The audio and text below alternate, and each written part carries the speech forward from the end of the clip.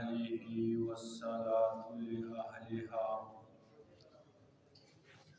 أما بعد فأعوذ بالله من الشيطان الرجيم. بسم الله الرحمن الرحيم. يا أيها الذين آمنوا كونوا قوامين لله شهداء بالقسط ولا يجرمنكم شنآن قوم على ألا تعدلوا اعدلوا هو أقرب للتقوى واتقوا الله إن الله خبير بما تعملون. سامعین محترم، میں نے آپ حضرات کے سامنے سورہ مائدہ کی آیت نمبر 8 تلاوت کی. اس آیت مبارکہ میں اللہ رب العزت عدل و انصاف کی اہمیت اور عدل و انصاف میں جو رکاوٹ ہے اس کو ایک بلیغ انداز میں پیش فرما رہے ہیں. تو بعثت انبیاء کا مقصد اس دنیا میں امن و امان قائم کرنا ہے کہ اس دنیا میں امن کیسے آئے گا، معاشرے میں امن کیسے آئے گا. اس کے لیے عدل اور انصاف یہ ضروری ہے. جب عدل ہوگا، حق بات کہی جائے گی، مظلوم کا ساتھ دیا جائے گا، ظالم کے ہاتھ روکے جائیں گے، پھر اس دنیا میں امن قائم ہو سکتا ہے. تو اللہ رب العزت نے فرمایا یا ایھا الذین آمنوا، اے ایمان والو. ایمان کا تقاضا یہ ہے کہ کونوا قوامین للہ، کہ آپ قائم رہیں، ڈٹے رہیں تمام معاملات میں، تمام احکام میں اللہ کے رضا کے خاطر، شہداء بالقسط، اور انصاف کے ساتھ گواہی. انہی الفاظ کے ساتھ سورہ نساء آیت نمبر 34 میں بھی اللہ رب العزت نے اسی مضمون کا ذکر فرمایا. اس میں اشارہ ہے اس بات کی طرف کہ یہ جو عدل اور انصاف میں جو رکاوٹ آنے والی چیزیں ہیں وہ دو ہیں. سورہ نساء آیت نمبر 34 میں فرمایا یا ایھا الذین آمنوا کونوا قوامین بالقسط شہداء للہ. ابو حیان رحمۃ اللہ علیہ نے تفسیر بحر محیط میں ایک نکتہ ذکر فرمایا. وہ کہتے ہیں کہ عدل اور انصاف اور سچی گواہی اور سچی بات کہنے میں جو رکاوٹ واقع ہوتی وہ دو چیزیں. انصاف سے بندہ ہٹ جاتا ہے، یہ دو وجہ سے ہٹتا ہے. یا تو وہاں پہ اس کا اپنا ذاتی کوئی فائدہ ہوتا ہے، یا کسی دوست کا، عزیز و اقارب میں سے کسی کا فائدہ ہوتا ہے، تو اس وجہ سے بندہ حق سے پھر جاتا ہے، اپنے قرابت کی وجہ سے، اپنی رشتہ داری کی وجہ سے اس کی طرف مائل ہو جاتا ہے۔ تو سورہ نساء میں اللہ رب العزت نے اس رکاوٹ کا ذکر فرمایا، وَلَوْ عَلَىٰ أَنفُسِكُمْ، اگرچہ یہ گواہی، سچی گواہی کا نقصان تمہارے اپنے نفس پہ کیوں نہ ہو، اوِّل والدین، اس کا ظاہری نقصان تمہارے والدین کا کیوں نہ ہو، والاقربین، تمہارے عزیز و اقارب رشتہ داروں کا نقصان کیوں نہ ہو، لیکن آج تم نے سچی بات کہہ دی۔ اور دوسری جو رکاوٹ ہے وہ کسی کی دشمنی ہے، کسی کے ساتھ عداوت ہے، دو بندے ہیں، ایک کے ساتھ کسی یعنی کہ کوئی عداوت ہے، تو اب وہ سچی بات جو ہے، وہ انصاف والی بات چھوڑ دیتا ہے اس دشمنی کی وجہ سے۔ تو سورہ مائدہ میں اللہ رب العزت نے اس دوسرے معنی کے لیے اشارہ کیا کہ کسی کی دشمنی بھی آپ کو عدل اور انصاف سے نہ ہٹائے، عدل اور انصاف سے کسی کی دشمنی تمہیں نہ ہٹائے۔ وَلَا يَجْرِمَنَّكُمْ شَنْآنُ قَوْمٍ عَلَىٰ أَلَّا تَعْدِلُوا، کسی قوم کی عداوت، کسی قوم کی دشمنی تمہیں نہ ابارے اس بات پہ کہ تم عدل اور انصاف کو چھوڑ دیں۔ تو حاصل یہ ہے کہ عدل اور انصاف کسی دوستی اور دشمنی کی وجہ سے نہیں چھوڑی جا سکتی۔ مسلمانوں کو تو چھوڑو، اگر ایک طرف پہ مسلمان ہے ایک طرف غیر مسلم ہے، لیکن حق غیر مسلم کا ہے تو وہ بیان کرنا ضروری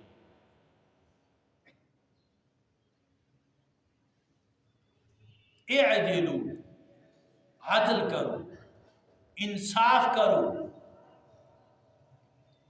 هو اقرب للتقوی، یہ عدل اور انصاف بندے کو قریب کرتی ہے تقوی کی طرف، تقوی کے قریب کر دیتے ہیں، اور یہی تقوی سبب بنتا ہے دخول جنت کے لیے۔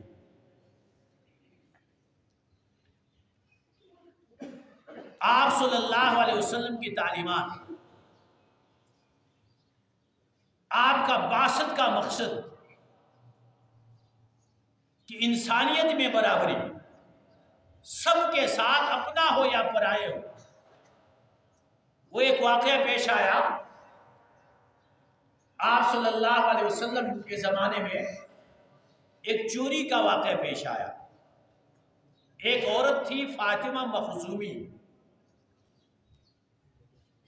جب اس نے چوری کیا تو وہ جو خاندان والے لوگ اس کے رشتہ دار تھے، زید بن حارث رضی اللہ تعالیٰ عنہ کو بلایا۔ زید رضی اللہ تعالیٰ عنہ آپ صلی اللہ علیہ وسلم کے متبنہ تھے، منہ بولے بیٹے تھے پہلے۔ اس کو بلا کے کہا، دیکھو بھائی، آپ اللہ کے رسول کے بہت قریب ہیں، آپ بہت عزیز ہیں ان کے لیے، ہم آپ سے یہ گزارش کرتے ہیں کہ آپ جا کے سفارش کر لیجیے، ہمارے پورے خاندان کا معاملہ ہے، بہت بڑی بدنامی ہوگی اگر یہ حد سرقہ چوری والا جو حد اس میں جاری ہو۔ زید رضی اللہ تعالیٰ عنہ آپ صلی اللہ علیہ وسلم کے پاس گئے اور جا کے اپنا جو سفارش تھی وہ پیش کر دی۔ آپ صلی اللہ علیہ وسلم نے فرمایا کہ دیکھو زید، یہ فاطمہ مخزومی کا معاملہ پیش آیا ہے، اگر یہ معاملہ فاطمہ بنت محمد کے ساتھ پیش آتا تب بھی یہی حد اس پہ جاری ہو جاتی۔ اسلام میں کوئی اپنا پرایا نہیں، عدل اور انصاف یہ ہر ایک کے ساتھ ہو۔ تو فرمایا اعدلوا، عدل اور انصاف سے کام لو۔ کیوں؟ یہ تقوی کے قریب لے جائے گا تمہیں۔ واتقوا اللہ، اللہ سے ڈرو۔ یہی بنیاد ہے عدل اور انصاف کا۔ جس بندے کے دل میں خوف خدا ہوگا وہ کسی پہ ظلم نہیں کر سکتا ہے، وہ عدل کرے گا اور انصاف کرے گا۔ ان اللہ خبیر بما تعملون، یقیناً اللہ رب العزت باخبر ہے تمہارے تمام ان اعمال کا جو تم کرتے ہو۔ یہ آیتوں کے آخر میں اللہ کی صفات کہ اللہ رب العزت خبیر ہے، علیم ہے، اس کے بھی اشارہ اس بات کی طرف ہے کہ تم جتنے اعمال کرتے ہو وہ اللہ کے ہاں محفوظ ہے، اور تمہیں ان اعمال کا بدلہ دیا جائے گا۔ اگر تمہارے اعمال اچھے ہیں انجام بھی بہت اچھا ہوگا، تمہارے تصور سے بھی زیادہ ہوگا، اور اعمال اگر برے ہیں تو اس کا انجام بھی بہت ہی برا ہوگا، اور اتنا برا ہوگا کہ تمہارے تصور سے بھی زیادہ ہوگا۔ اس لیے عدل اور انصاف یہ بنیاد ہے اسلام، بعثت انبیاء کا مقصد ہے، کمال ایمان کی علامت ہے۔ ایک واقعہ، مشہور واقعہ ہے، ہندوستان کا واقعہ ہے۔ انگریزوں کی حکومت تھی اس وقت، مولانا الہی بخش رحمت اللہ علیہ، وہ عدل اور انصاف میں بہت مشہور، وہ بالکل اس آیت کے مصداق تھے کہ اپنے پرائے میں کوئی فرق نہیں کرتے۔ ایک جگہ تھی، ہندو اور مسلمانوں کا آپس میں اس جگہ پہ جھگڑا، اختلاف۔ ہندو کہتے ہیں کہ یہ جگہ ہماری ہے، ہم یہاں پہ مندر بنائیں گے، اور مسلمان کہتے ہیں کہ یہ جگہ ہماری ہے، ہم یہاں پہ مسجد بنائیں گے۔ عدالت میں کیس چل رہا۔ ایک دفعہ ہندوؤں نے کہا اس معاملے کا حل ہمارے پاس، ہم ان مسلمانوں کے ایک بندے کا نام لیں گے، اگر وہ فیصلہ کرے، جیسا بھی فیصلہ کرے گا ہمیں منظور۔ تو انگریز جو جج تھا اس نے مسلمانوں سے کہا کہ یہ ہندو کہہ رہے ہیں کہ تمہارے مسلمانوں میں سے کسی کا نام پیش کرنا چاہتے ہیں اور اس کے فیصلے پہ یہ عمل بھی کریں گے۔ مسلمان بہت خوش ہو گئے کہ ہمارا مسلمان ہوگا تو وہ مندر تو نہیں بنوائے گا، مسجد بنوائے گا۔ آخر جب تاریخ آئی، ہندوؤں نے کہا ہم ان کے مولانا الہی بخش کا نام دیتے ہیں، جبکہ ان کو علم تھا کہ یہ جگہ ہندوؤں کی ہے۔ عدالت میں انہیں لایا گیا، جج نے پوچھا کہ یہ جو جگہ ہے یہ ہندوؤں کی یا مسلمانوں کی؟ تو اس نے بلا توقف کہا یہ ہندوؤں کی جگہ ہے اور مجھے اس کا علم بھی ہے۔ اب مسلمانوں نے کہا حضرت یہاں پہ یہ مندر بنانا چاہتے ہیں، تو فرمانے لگے کہ یہ مندر بنائے یا گھر بنائے جگہ ان کی ہے، یہ کچھ بھی کر سکتے ہیں۔ تو وہ جو جج تھا اس نے کہتے ہیں ایک جملہ لکھا، کہا کہ آج مسلمان ہار گئے لیکن اسلام جیت گیا۔ اسلام جیت گیا آج۔ تو حضرت کے اس عادل اور انصاف، اس سچائی کی برکت سے کہتے ہیں وہ جو ہندو تھے وہ سارے ایمان لے آئے اور اس جگہ پہ مسجد بن گئی۔ تو عدل انصاف کے بہت بڑے برکات، سچی گواہی کی بہت بڑی برکت۔ اب گواہی کے بارے میں ہمارے معاشرے میں، ہمارے عرف میں مشہور یہ ہے کہ عدالت میں جا کے گواہی دے دو، یا کئی دو بندوں کا آپس میں نزاع چل رہا ہے، جھگڑا چل رہا ہے، وہاں جا کے گواہی دی۔ حالانکہ گواہی کا مفہوم بہت وسیع ہے۔ یہ جو شہادت ہے اس کا مفہوم بہت وسیع ہے۔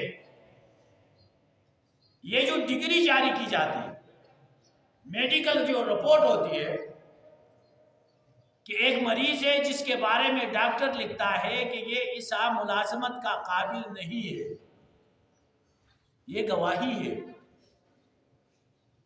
اور اگر آپ اس رپورٹ میں غلطی کی ہے، ایک بندہ مریض نہیں تھا، مریض لکھ دیا، اس نے جھوٹی گواہی دی ہے، یا ایک مریض ہے اسے صحت مند قرار دیا، یہ جھوٹی گواہی ہے۔ اور اسی طرح طلباء کی حاضری ہے، جو سرٹیفکیٹ جاری ہوتے ہیں، یہ ساری گواہیاں ہیں۔ ایک بندے میں صلاحیت نہیں ہے، اہلیت نہیں ہے، اس کے لیے سند جاری کرنا یہ جھوٹی گواہی ہے۔ اور اسی طرح ہم اپنے جو امیدواروں کو ووٹ دیتے ہیں، یہ بھی ایک گواہی ہے۔ معارف القرآن میں مفتی شفیع صاحب رحمۃ اللہ علیہ نے لکھا کہ اس کی ایک حیثیت گواہی کی ہے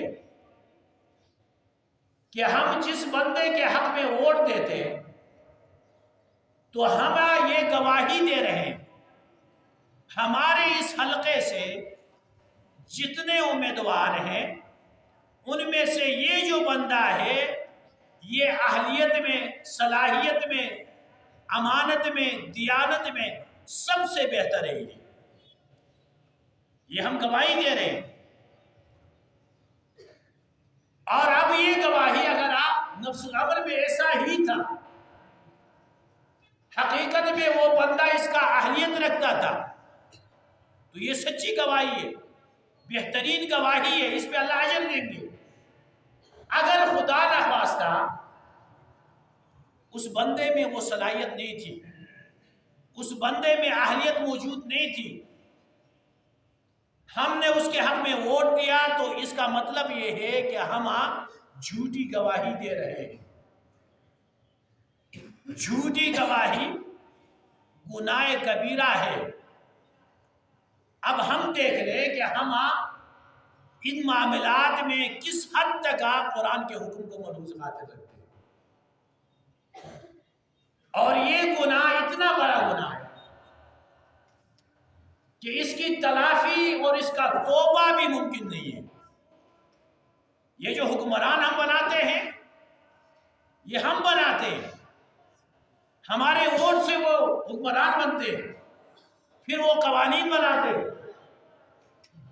اب اگر آپ کسی بندے نے ایسے امیدوار کو، ایسی پارٹی کو ووٹ دیا ہے جس میں اہلیت نہیں تھی، عدل انصاف قائم نہیں کیا، عوام پہ ظلم کیا، جتنی برائیاں وہ کرے گا اس میں ووٹ دینے والے کا حصہ بھی ہوگا۔ ہم اپنے حکمرانوں کو تو برا بھلا کہتے ہیں، ان کے لیے بد دعائیاں ہوتی ہیں، تو جتنی بد دعائیاں ان کے لیے دی جاتی ہے اس میں ہم میں سے جتنے افراد ہیں ہر فرد کو وہ بد دعائی جائے۔ اس کو تو ہم نے ایک ہار جیت کا کھیل سمجھا ہوا ہے، ایک دنیاوی معاملہ سمجھا ہوا ہے، حالانکہ یہ دینی معاملہ ہے۔ ہمارا دین محدود نہیں ہے، کہ صرف نماز روزے ذکر اذکار پہ محدود ہو، ہمارے تمام معاملات میں شریعت کا حکم متوجہ ہوتا ہے۔ ہم مسجد میں ہیں، اللہ کا حکم متوجہ ہے، ہم گھروں میں جاتے ہیں، اللہ کا حکم متوجہ ہے، ہم بازاروں میں جاتے ہیں، اللہ کا حکم ہے، دکان میں جاتے ہیں، اللہ کا حکم ہے، ہم دفتروں میں جاتے ہیں، اللہ کا حکم ہے۔ تو یہ جو گناہ ہے اس کی تلافی بہت مشکل ہے۔ بعض لوگ کہتے ہیں ہم کہاں دودھ کے دھلے ہوئے، ہم سے گناہ ہوتے رہتے، ایک یہ گناہ بھی صحیح، لیکن یہ گناہوں میں بہت بڑا فرق ہے۔ ایک بندہ اپنے ذات کے حد تک گناہ میں ملوث ہوتا ہے، کسی وقت ندامت ہو گئی، اللہ کی طرف متوجہ ہوا، اللہ معاف فرمائیں گے، لیکن یہ گناہ اتنا بڑا گناہ ہے، اس میں پورے ملک کے عوام کی حق تلفی ہوتی ہے۔ اگر وہ توبہ کرنا چاہے، ہر ایک سے فردن معافی مانگنا یہ ضروری ہے، اور ہر ایک سے معافی مانگنا یہ ناممکن ہے، تو لہٰذا اس گناہ کی تلافی بھی ناممکن ہے۔ تو ان مسائل کو اپنے ہر شعبے میں اللہ کے حکم کو ملحوظ خاطر رکھتے ہوئے عمل کرنا چاہیے۔ اللہ رب العزت ہمیں قرآن کو سمجھ کے اس پہ عمل کرنے کی توفیق عطا فرمائے۔